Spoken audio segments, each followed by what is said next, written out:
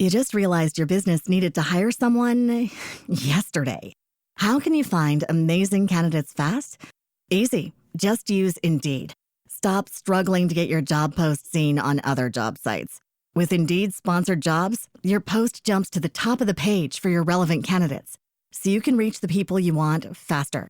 According to Indeed data, sponsored jobs posted directly on Indeed have 45% more applications than non-sponsored jobs. Don't wait any longer. Speed up your hiring right now with Indeed. And listeners of this show will get a $75 sponsored job credit to get your jobs more visibility at Indeed.com/kidsandfamily. Just go to Indeed.com/kidsandfamily right now and support our show by saying you heard about Indeed on this podcast. Terms and conditions apply. Hiring? Indeed is all you need.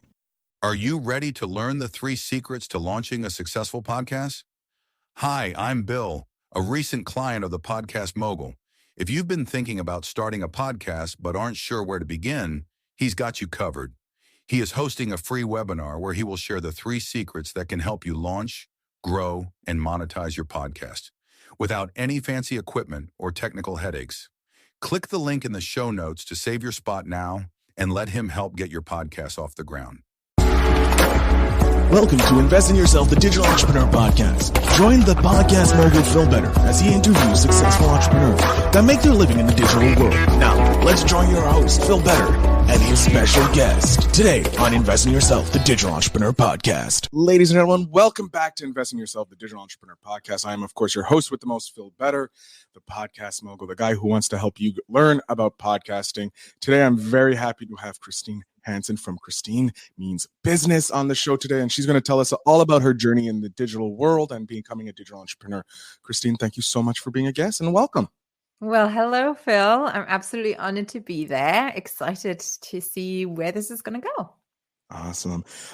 So we had a quick chat like last week about your journey and not getting you ready for the show. And I was just blown away by everything that you've done.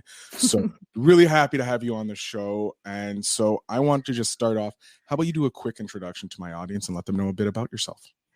Absolutely. Well, as for many, I think I don't really have a straightforward story in terms of that. I knew that I wanted to become an entrepreneur from an early start. I really had no idea.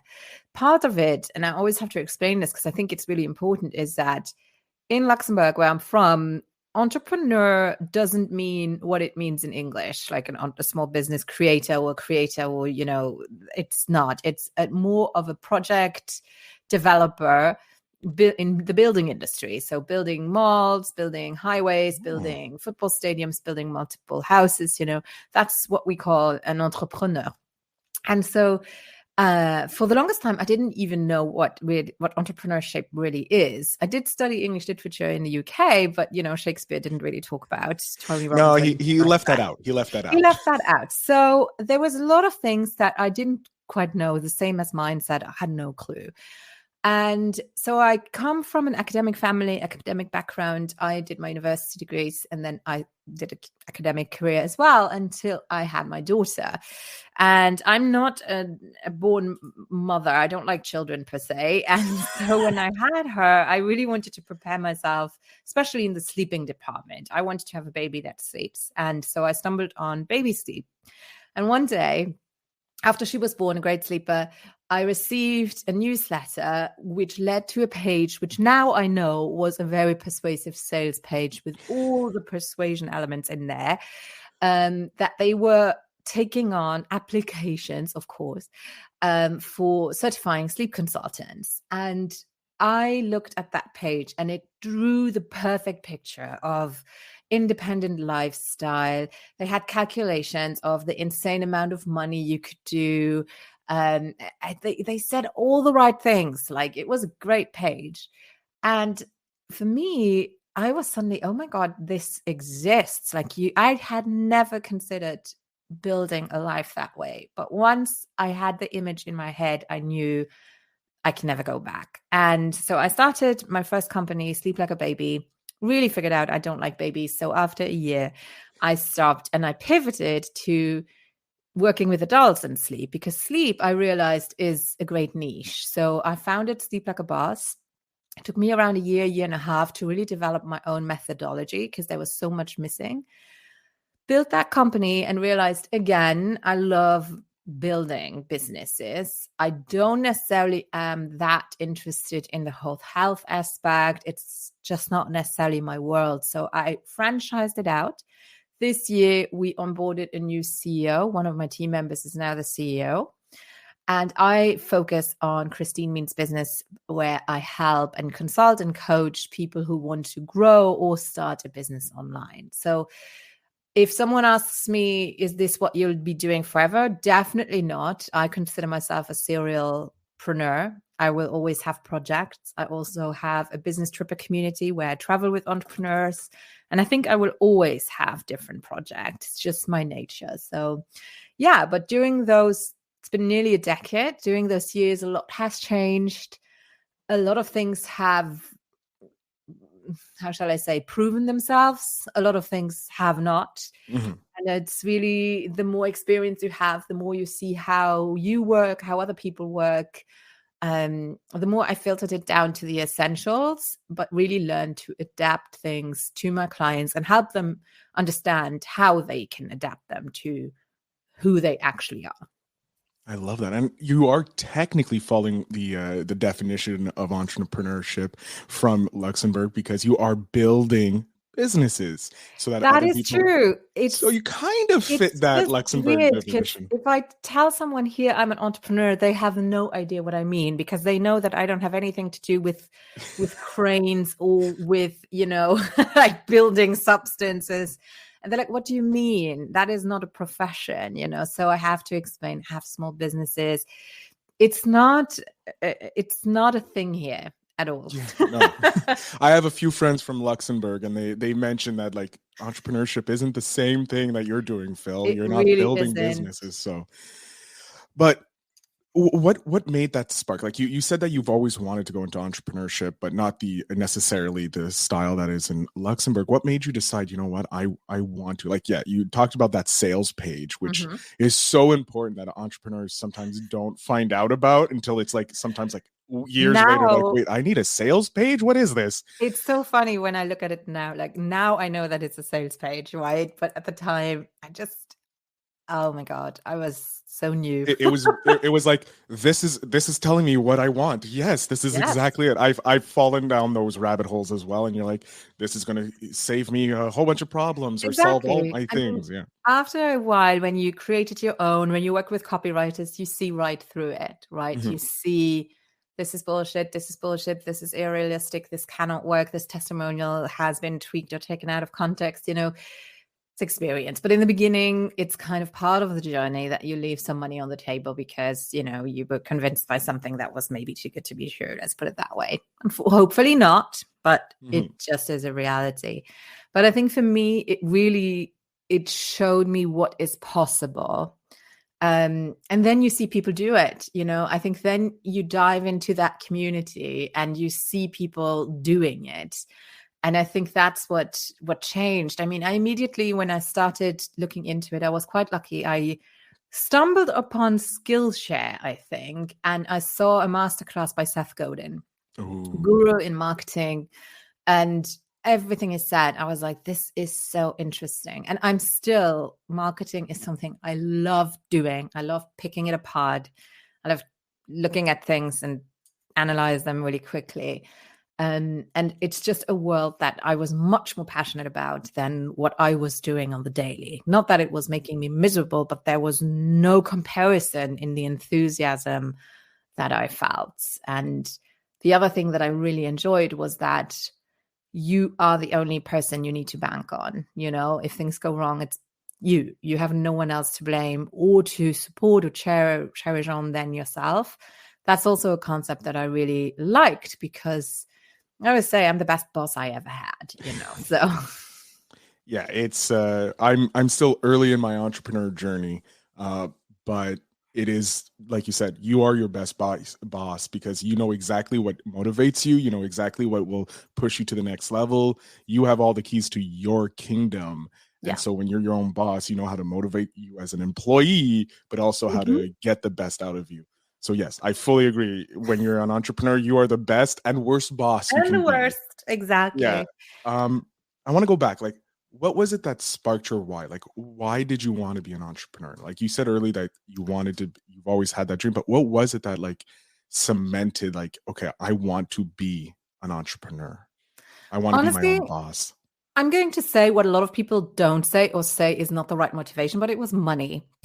It wasn't making this world a better place. And I'm very, very honest about it. It was money. I saw that I could make a lot more and I had a good job, but I was like, the sky is the limit. That's what I want. I've always enjoyed a luxury lifestyle. I've always enjoyed having those goals. I always enjoyed spending a lot of money on different things, like not frivolous things necessarily, but also philanthropy, a lot of projects where I do want to make an impact, but you can mainly do it with money rather than just like your time, for example. But that was my motivator number one. And when people say it shouldn't be, it's not going to motivate you enough, I say bullshit. It absolutely can. And we shouldn't be ashamed to say that, you know. So there's my answer for you. I agree with you because with money you can buy your time, and then with that time you can invest it to get better. So money will lead you into your freedom. It buys your freedom in essence because you end up starting to accumulate time, which is way more valuable than money in the long run. But because we only have a finite amount of time on this planet, so money can buy that freedom so that you're not beholden to anybody else. You're just building your freedom and do what you want. Like you said, give it to philanthropy, because if you give your time to it, there's only so much you can do. But if you give them that extra money, they can hire 5, 10, 15 people that probably could do a better job than you can. Exactly. And sometimes you can only like talk about corruption, but sometimes you can use it for the good, which is why I'm always saying money is not negative nor positive. It's really the steward of money that decides what it is going to do. So in the end, you know, I don't think it defines your character. I don't think you will automatically become a horrible, shallow person. I honestly don't think that's true at all. But it did hold me back subconsciously for a while. And I think it does a lot of people. A lot of people have those beliefs, money blocks and so forth, that will hold them back. But once you overcome that and you trust yourself as well, it's fun. It's a lot of fun. Yeah, because you get to have those experiences that you didn't have when you didn't have the money. You get to travel, you get to see things, get access to a world that the everyday people don't have access to because you have these freedoms. Like I know one of my clients, he gets to go on a yacht. He lives in Australia, so it's obviously a little easier for him to jump onto a yacht since he's surrounded by water. But yes. Like in the middle of the week, I'm working on his podcast and he's out on a yacht having a fun time with his wife and friends. And I'm like, that's going to be me soon. Exactly. That's the goal. You know, it helps you promote yourself or push yourself forward. Exactly. And it's about when you see those images to catch yourself, what are you feeling? Are you feeling jealousy, or do you transform it into that's going to be me next? You know, if they can do it, I can do it. It's also about legacy. I feel I've grown up with a huge value of legacy from my family. It's always been, you need to watch out for your family. We have a huge family company that's impacting generations. And so for me, it was always also clear for my little one that I leave her a legacy, which is first of all my actions, yes, but also a financial one. You know, I know that I'll be more peaceful whenever I leave, that knowing that she's taken care of. So that's also something that I want to do, but not in a way that I have to suffer in my life in order to achieve that. Like if I can do it with joy and enthusiasm, perfect. Oh yeah. Legacy is another huge thing for people that when you're in the 9-to-5 grind, you forget about your legacy because it's the same thing all the time. But when you start going into the entrepreneurship, you start thinking about like, what do I want to leave the future generations? Do I want to leave them smarter, better, richer? How can I help them go to the future? I don't have any kids yet, so I don't have a legacy for my kids, but I do have a nephew, and I'm like, I want to take care of my nephew. I want to make sure that he's taken care of. I know my sister and my brother-in-law will be doing that. But I mean, if I can help, why not? Exactly. I totally agree. and even ideas that you developed. I mean, Sleep Like a Boss, we truly have a groundbreaking methodology. Even though I'm not going to lead the company into the future, I always know that I was the first one to put it all together, So, and I know that it's going to continue to grow into something really amazing with our new CEO. So that's exciting to me. And I'm like, girl, you made an impact on this world. Like, if I have to leave tomorrow for whatever reason, then I'm fine with that. No, and it's true. You do have that legacy. You have the Sleep Like a Boss. You trust the person who's growing it. You're still connected to that organization, and you're like, I still have this. It's like you're another child. Exactly. I It's view definitely a biz babe. it's a biz babe. Yes. I'm coining that. This is the episode name, biz babe. I love it. I love it. I do want to know, like, in your journey, you let's talk about like Sleep Like a Boss, since that was your first child, the first biz babe that you had, and then you have this new one, Christine. Christine means business. What was a tip that you got that you would love to share about starting your first business as an entrepreneur? I don't know if I got tips. Or maybe I got a lot of maybe cautionary warnings, like that were true, cautionary though. warning. As in, it's going to take 3 years. And I did say, never. I can do this easy peasy. I'm very smart. I have the resources. And it did take me 3 years. So I think there's, not to say that it needs to take you 3 years at all. I do think you can collapse time. But I think this is something that I want to share that recently a coach made me understand better. And it's the concept of momentum, especially for beginners. You can collapse time by working with an expert who's done it for you, who's done it, who knows the blind spot, who is smarter in terms of not IQ, but in terms of experience, just this is working, this is not going to work. I've seen this so many times, or this works for those people, but it doesn't necessarily work for your personality type. So I do think you can collapse time. However, whatever you do, success is always a question of momentum, meaning that a lot of momentum equals success. And momentum is always happening in increments. And the first increments are always small. And so you need to collect them for them to grow and to gain on mass and to then have a true impact and have that success that you want.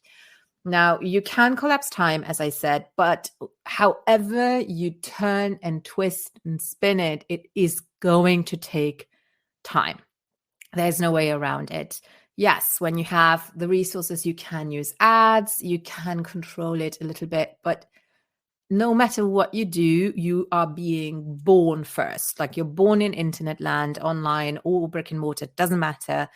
And then you need to grow. It's physical. It's physics. It's like you can't cheat it around. However great your mindset is, you can accelerate it, but you cannot circumvent it altogether. And I think that's where a lot of people start to lose faith, that time that it takes, the mini increments that you don't even see because you project yourself into the momentum already, and you overlook the small wins, and it gets very frustrating and exhausting. And I see that a lot of people then stop when the next success was just around the corner. So I think that's a tip where I would probably say, make sure you stop, maybe have someone on your side that will help you to see the small wins, the small increments, so that you keep them in your eye line, so to say, so that you don't give up when just a little bit more resilience would have brought you to where you wanted to go. I love that. That's a great tip. Thinking about the momentum, but also remember the small wins, because I think a lot of entrepreneurs forget about those small wins because it's like, oh, it's not that big win that they saw XYZ have that they're following, but that person's been doing it for so long. So their wins are compounded over time.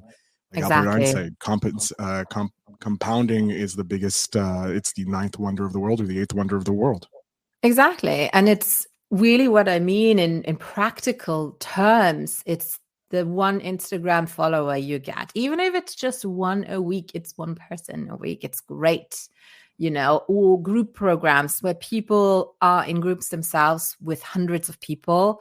So they expect the same, but the norm is try it with 5 people first, like it's just this.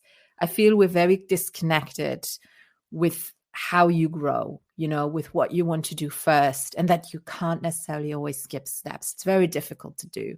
So that's also one. The other one would be cautious when you read testimonials, because I've seen it so many times where there was, either years of experience and not just that one program that got that result of that testimonials. Or I was in a group recently where it was about a very famous person who has a course about creating your own course with a private Facebook group. And so I was in there to stalk and to see, what do people ask? What are their questions? And just like recon a little bit. And one person... doing market research. You're doing market research. It was market research. Let's call it that. And, I could see how overwhelmed a lot of people were, because you had like hairdressers or quilters or painters or, jewelry designers. And they had a skill, but not an online digital marketing skill, right? So everything was new, an opt-in, a CTA, a freebie, an email sequence. It was very overwhelming for most of them. So one of the chapters was creating an opt-in and an email sequence. And so you could see all these people creating, and it's like, why is no one signing up? Of course, no one is signing us because nobody knows you exist.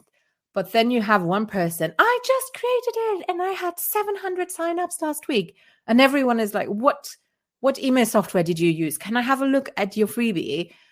And then I read through the comments because I was like, that's not possible. And then it turns out that that person already had a YouTube channel with tens of thousands of followers. So she didn't just create it and present it to the void, but there was already a critical mass there. And that's where I can absolutely bet that screenshot will have been taken and will be in the next round as a testimonial. So that's just to say, these things never happen from a void to just one course. Super rarely. It can happen, but I just want to put it out there because it can be very traumatic, because all these people were so convinced this can happen in this short amount of time, and they were heartbroken when it didn't and totally disillusioned.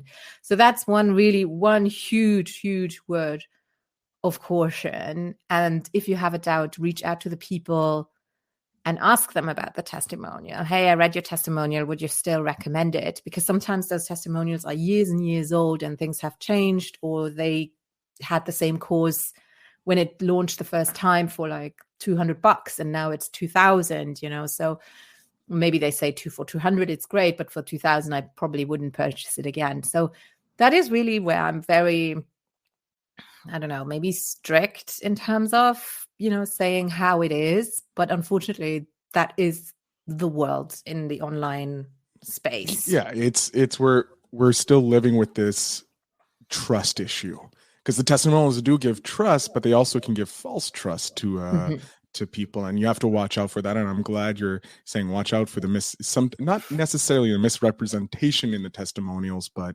the sometimes misaligning the testimonials that may not still be in line with what's going on in the current world.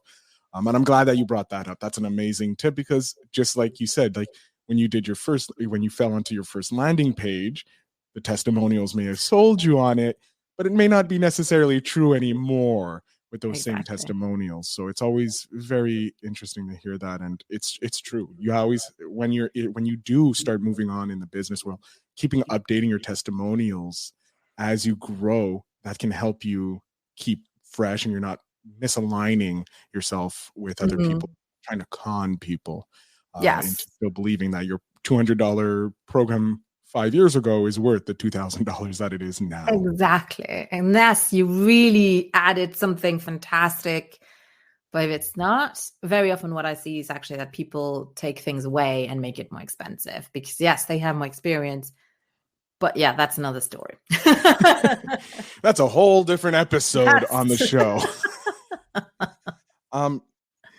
With your business now, Christine Means Business, what are some of the goals that you have for this business? Like, what are something like let's say in the next 3 years? We're not going to go further than 3 years. What are some things that you would love to be able to accomplish with this business? I love this business, which is a first important thing. Like, it was really born because I was so excited, and I love what I do because, it's very, in French we say flou. It doesn't have defined walls. It's like a wobbly, beautiful kind of non-wally thing. I don't know It's if a that makes Jenga sense. game 13 games later where it's like there's just that one thing at the bottom. It's built all up. It could fall at any moment, but it's just flowing beautifully kind of It's thing. just a thing. So I think the beauty about it is that I've completely let go of concrete wishes necessarily, So I know that what I want to achieve is different projects that lighten me up, that make me a lot of money in a way that I can live exactly the way I want to. How I do that is through, well, first of all, helping business owners, right? Like, it's really a passion of mine because I'm very good at it in terms of working with someone and immediately seeing this is actually not you. This can work, but not necessarily for you. This is a huge structure mistake, or not a mistake, but maybe not optimal for the business model that you have. Your pricing strategy doesn't make quite sense. So I love the strategy. And then I also really, really love personal development, which you have to do on an entrepreneurial journey with my clients. So that is just exciting to me. And I say it's fairly easy to me. It's always been, I've always been great at connecting and seeing things very quickly with the right people. Not everyone, but when we click. And then with my clients, I usually do. So that is one thing. The other thing is my project, which is the Business Trippers, which is not necessarily for beginners in entrepreneurship, but eventually it's going to be, this year maybe, but it's going to grow into entrepreneurs traveling amongst each other, traveling the world in beautiful 5-star kind of retreat style, not like retreats. I want to more say experiences. So we have Bali in July, next year Namibia, and throughout the year there's going to be mini retreats throughout Europe for entrepreneurs only. So you have the travel spirit with the group travel spirit, but for entrepreneurs, which means that you have the perfect people to experience these things with, which is just going to be phenomenal for growth, for perspective, for all of these things. So that's a beautiful project. So the goal eventually is that is going to be my main way of income, traveling the world this way, curating my business trippers and helping people, who already have a successful company, but maybe fallen out of love with it to gain perspective again and see what they want to let go of, what they want to develop or what they want to change. And then lastly, I have no idea. There's this huge gap that I don't know what it is yet. I know it's going to come when the time is right. I don't see myself doing one-on-one coaching forever. Mm-hmm. But I do think, I don't know. I think it will be very much on a perfect fit kind of basis. But there's something in the middle towards that. In the meantime, I've written my book, We Mean Business, which is for beginners. It's perfect. So it's a great start. And I think I'll probably develop more things like that in the future. Right now, I don't have the energy for it and I don't feel like it. But some things there that I haven't quite figured out yet.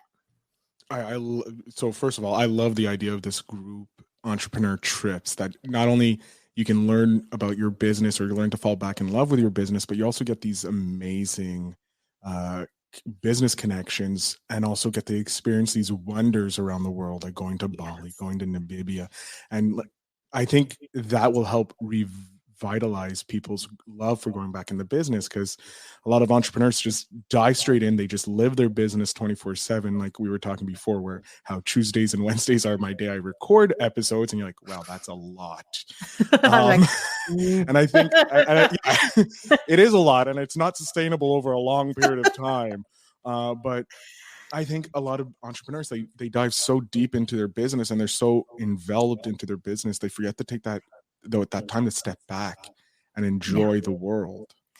And have nobody quack into it, like, especially if you grow and scale a business, you will be the CEO, hopefully. But you will have a CFO, you will have a COO, you will have a financial advisor, you'll have your affiliate person, your marketing person, and you have all these voices. And so these trips are really to pull you away from your team, to also pull you away from your family, and to really have you focus on yourself and to really figure out what it is that you actually want, to rediscover that. Because we all start with a very clear idea, but it changes. Of course, it changes. Sometimes we outgrow our business. Personally, we start to, let's say, a lot of us start working with other people in the beginning of their business, but maybe at some point you're not interested in beginners anymore. Not that there's anything wrong with them, but you just want new challenges. But your business is working really, really, really well, and your main audience is beginners, and you feel really ungrateful leaving them behind now and saying, hey, I'm actually shifting. So that can be a typical situation where it can be phenomenal to get away for like a week and just focus on you while you are in completely new surroundings with new smells and tastes and sights and cultures. It's the perfect way of the perfect catalyst of rediscovering your true values, how they have changed, and then seeing, okay, will I burn everything down? Will I keep some stuff? Will I reshape it? It's exciting. No, and it is. It's true. Like, I think there's something that says that every 7 years you're a new person because all your cells have regenerated, your structure and all that. So it is true. Like, you can't stay in the same space as an entrepreneur. You have to continue to grow, or else you're just going to stagnate. You're going to hate it. You're going to close down, and you're just going to be an upset person. So I think I'm learning that going from the 9 to 5 to entrepreneurship, there's a lot of growth. And if you don't continue trying to grow, you're going to end up just stagnating and end up being upset, and that you are like back in the 9 to 5 world. So yeah, no, I love that. And I'm looking forward to being one of the people that join you on those trips down the road, because I'm definitely going. Please do, because I'm looking forward to it, because I am planning on moving to Europe in the next couple of years. So it's going to be a little easier for me to travel and visit the Europe. We'll be all over the world. Like, I have the Chinese wall on the map. I really want to see the pyramids. Are you doing this more for yourself? Like, you're picking places that you want to visit too? Absolutely. Absolutely. Like, all my business models are for me, for you, for us, but for me first. I love that. I do want to ask you about your favorite moment so far in your journey.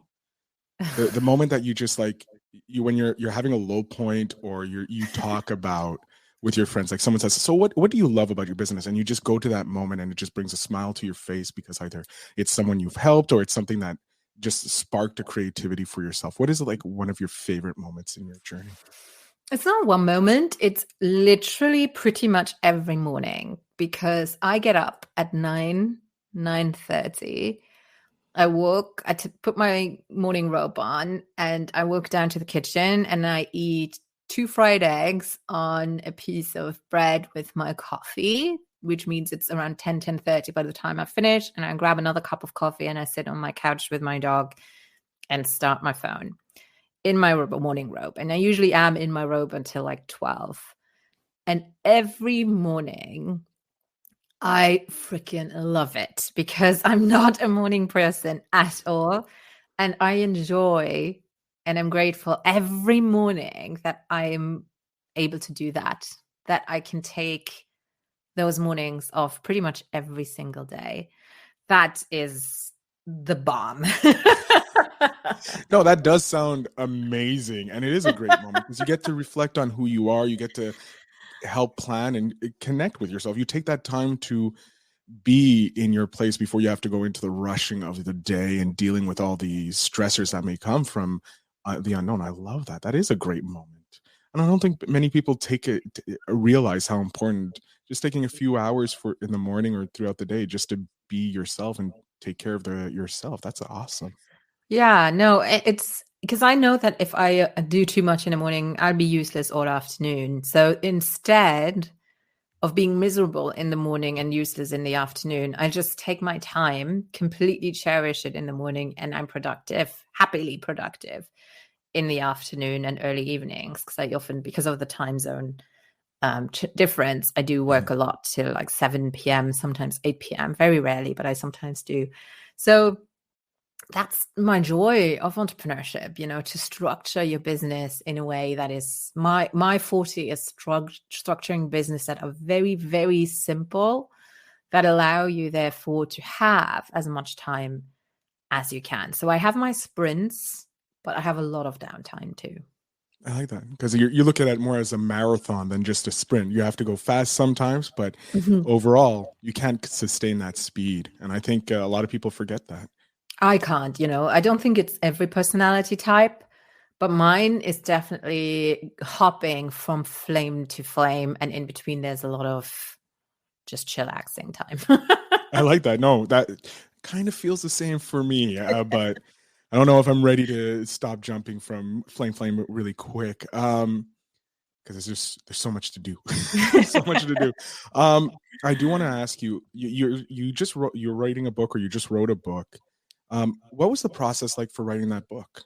Oh, it was a very lazy process because, I love laziness, or not working a lot. So the book is based on a podcast that I had for 2 years with my friend Kendra Perry. At the time, it was based on helping health coaches with the business aspect of running an online health coaching practice. And it was a lot of episodes, either us, we had 100 episodes in total. We had some small biz bomb episodes in between, and we interviewed a lot of guests too. And after 2 years, we decided, okay, 100 episodes, we're going to call it a wrap. But I knew that it is so good. Like the things we talked about, it's good. And I didn't want it to be lost.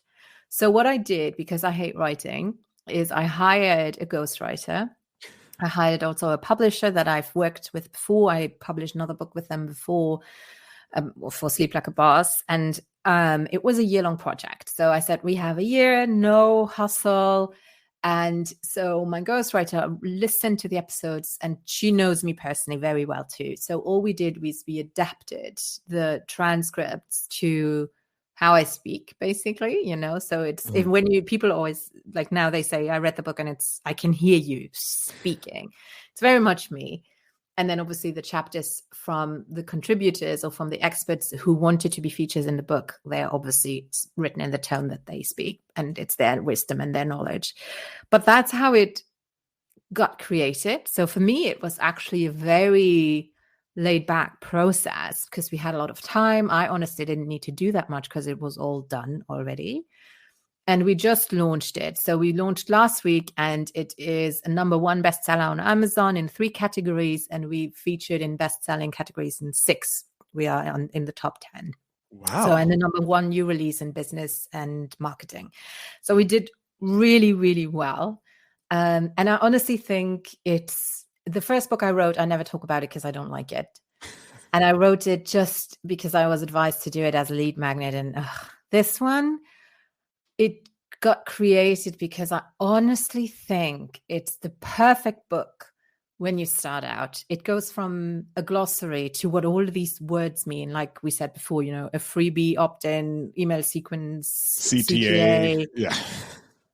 All these things. And then it covers marketing, pricing, email, but also mindset, personal health, how you deal with trolls, how can you prepare for a Facebook Live, all of these things that are evergreen. So I'm not going to go into an Instagram algorithm in air quotes, because I think the algorithm is just whatever XYZ thing's doing that morning in Instagram land. But anything that has been proven over time is in there. And sometimes I will also say, this is the typical structure. Here are just my thoughts on it. You might want to be aware of certain things. So, and it's very much me. So some things I am doing differently than the norm, let's put it that way, which I love, might change again. But at the moment, this is exactly, I'm really happy with it. So I don't think I would change a lot about it. But I think that's also why it did so well, because I had so many different people read it. I had the CEO of Flowdesk. Flowdesk is a great email marketing software. Read it. They wrote an endorsement. I have a doctor of marketing at the most prestigious university in Paris read it and write an endorsement. So it's really, it makes sense on a lot of different channels, and I'm very excited to see what will happen to it, in a way because I'm curious, not because I expect it, but I know how good it is, and I know that it has a purpose, so I don't know how, but I'm trusting the universe however it chooses to give something to this book on top of what it already is. So we'll see. Well, already what it's accomplished, that's amazing. Launching within a week, and you're already top bestseller in 3 categories, and in the bestseller categories of 6 other. That is impressive. Like, just that alone. It was a good launch. It sounds like it was nearly a perfect launch. I don't know how more perfect you can get, but of course, seeing what can come of it, because it's still it's brand new. So where it goes from here is unknown, and it's definitely going to keep going up. But talking about books, it does bring me to my kind of like final question before we end the episode. Apart from your books or your book, since you don't really want to count your first book, what is a book that you would suggest to entrepreneurs? Either they're starting out, it can be for them starting out, or they're further in their career as an entrepreneur, that you would suggest that they read? It's difficult to pick one. For beginners, I would it's not a marketing book. It's by Dr. Joe Dispenza, Breaking the Habit of Being Yourself. The most important book I read in my career, for sure. It opened me up to the world of quantum physics and made me understand all the spiritual aspects in this world that are now my new normal, that I just didn't understand before. I knew that it was everywhere in entrepreneurship world, but I didn't understand why. This book, in a very scientific way, explained it, that I understood, and it changed my life. Another one that I think is often overlooked, which is rather for people who've maybe been in business for a couple of years and are stuck, is Tapping into Wealth by Margaret Lynch. It's very much about money mindset. But I feel that it's the stumbling block most entrepreneurs have after 2 years. So Tapping into Wealth is the other one that I would highly recommend. And I'm definitely going to be picking up both of those books. Luckily, with my Audible subscription, I can get them next month, and I can then listen. But we are coming to the end. So, Christine, I'm going to jump off the screen for a couple seconds. I'm going to give you the full screen. Let my audience know where they can connect with you, where they can start learning about you, and maybe start learning how to sleep like a boss, and then move on to working with you. So the floor is yours. Well, the easiest way of getting in touch with me is through my website, christinemeansbusiness.com. You can also lovingly stalk me on Instagram, which is where you'll see me more in my private environment, but also sharing business wisdoms. And that's by Christine_Hansen. Or just however you want to, like, just get in touch and let me know where you heard about me. I'm very approachable, I think. And I'd love to hear from you guys. Excellent. Christine, I want to thank you so much for being an amazing guest on the show and sharing your wisdom with us. To my audience, all the show notes will have the links for Christine, so you can connect with her, learn about her, and become part of her circle if you want to. And I want to thank you all again for listening. Again, another huge thanks for Christine for taking the time to be on the show. And remember, everybody, to always invest in yourself.